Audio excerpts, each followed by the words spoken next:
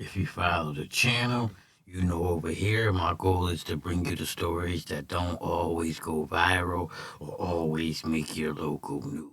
Today in Fort Stewart, there was a shooting. 5 soldiers were wounded.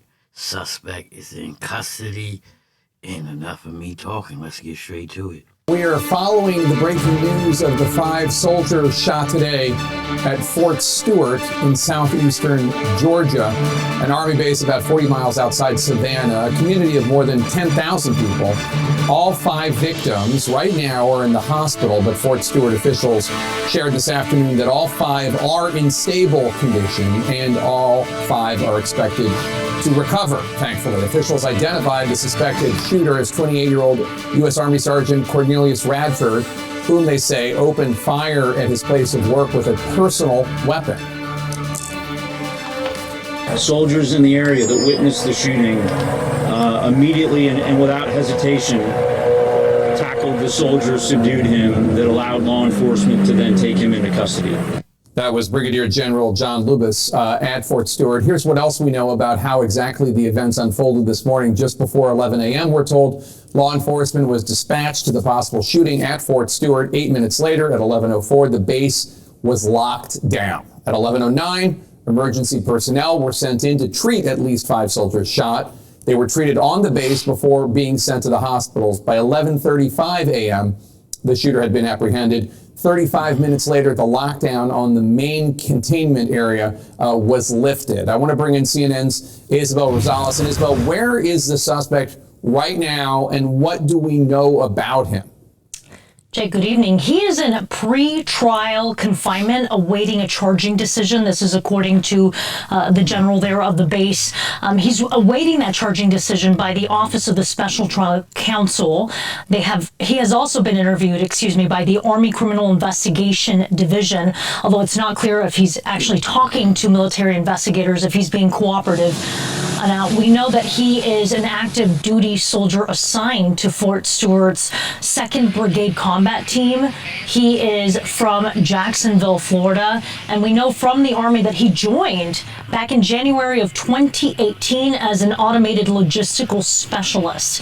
And back in May, he was arrested during a traffic stop that happened off base, and that was for driving under the influence. Now, we heard from the Brigadier General there that the suspected shooter's chain of command was not aware of this DUI, of this arrest, until the shooting happened, and they started to look up his information in the law enforcement database. The general also mentioned that Radford has no combat history, nor did he have any behavioral background that they were aware of. Now, as you mentioned, Jake, this is a workplace shooting. He knew these people. These were his colleagues. Critical here, the general mentioned that this was a personal gun that he brought in. So this was not a military weapon that was used in this shooting. This was his own personal gun. They're investigating how he got that onto base. And Isabel, the general said that luckily all the soldiers that have been shot are expected to recover. How are they doing? What more do we know about their condition, if anything? Yeah, it's such great news that we heard in the midst of all of this, that the 5 soldiers who were shot, they are in stable condition. They're expected to recover. So this was a total of 5 soldiers. 3 out of the 5 required surgery. 2 of them have been moved over to a Trauma 1 center in Savannah. But again, all of them are expected to survive. They'll be okay. Isabel Rosales, thanks so much. Let's discuss this with CNN security correspondent Josh Campbell, as well as Jason Armstrong, the former police chief of Ferguson, Missouri. Josh, are there rules about what weapons you're allowed to bring with you on an Army base? Yeah, firearms are highly regulated. In fact, but for a select group, including law enforcement, you're essentially unable to lawfully carry a firearm on a military base. In certain installations, including this one here, Fort Stewart, if a soldier brings a personal firearm on base, it has to be registered with the installation and then securely stored. You can't just carry it around with you around the base. Of course, that appears to be one of the weakest links here, is that because the individual had authorized access to the base, he was then able to come on and bring that without being searched. I know there will be people who say, well, why don't you search every vehicle before they actually get on the installation? For those who have been to a military base, particularly during rush hour, I mean, you have cars lined up for blocks sometimes. So I don't think that's actually realistic. That's just the threat here potentially, and that's why the military employs other means to try to detect insider threats, Jake. Chief Armstrong, we know that the suspect's in custody. and that he was tackled and subdued by soldiers. What does this tell you about how this might have played out? What it tells me is the individuals that were involved, they were all in the same area. Potentially, they all worked together.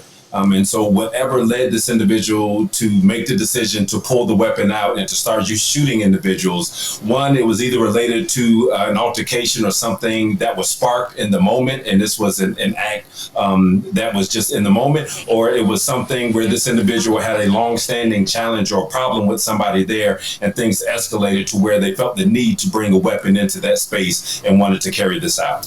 And Josh, Yeah, so as we see so far, like, no real protocols was broken. Like, he had the right to have a gun on property if it was registered with the base. He doesn't have a right to carry it around and shoot people.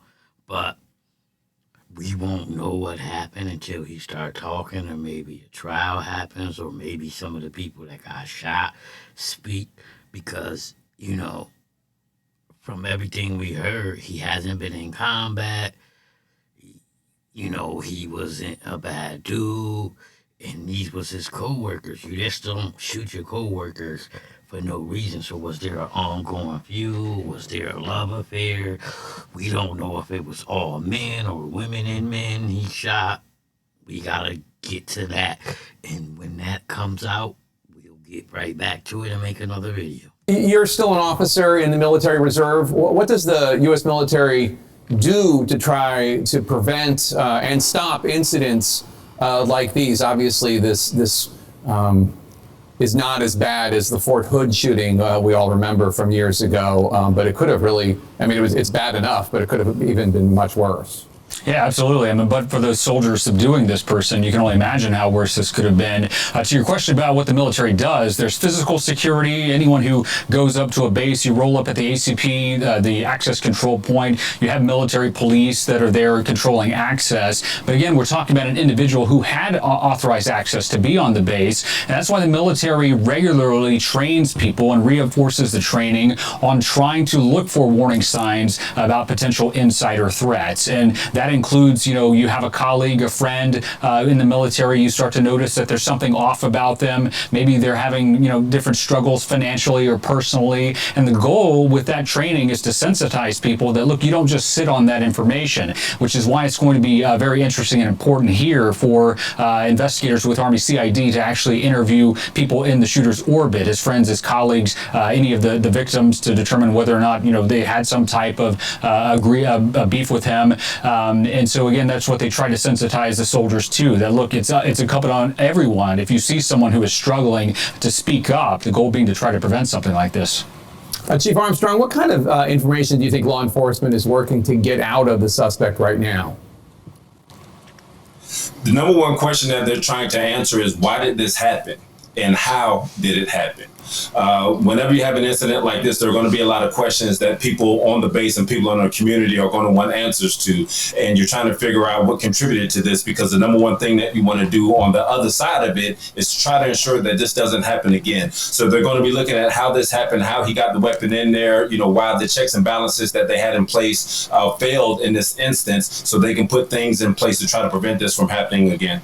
And John, So there you have it. I don't think it's going to be much more that we could unearth in this interview, So Fort Stewart Army base was shot up, 5 wounded.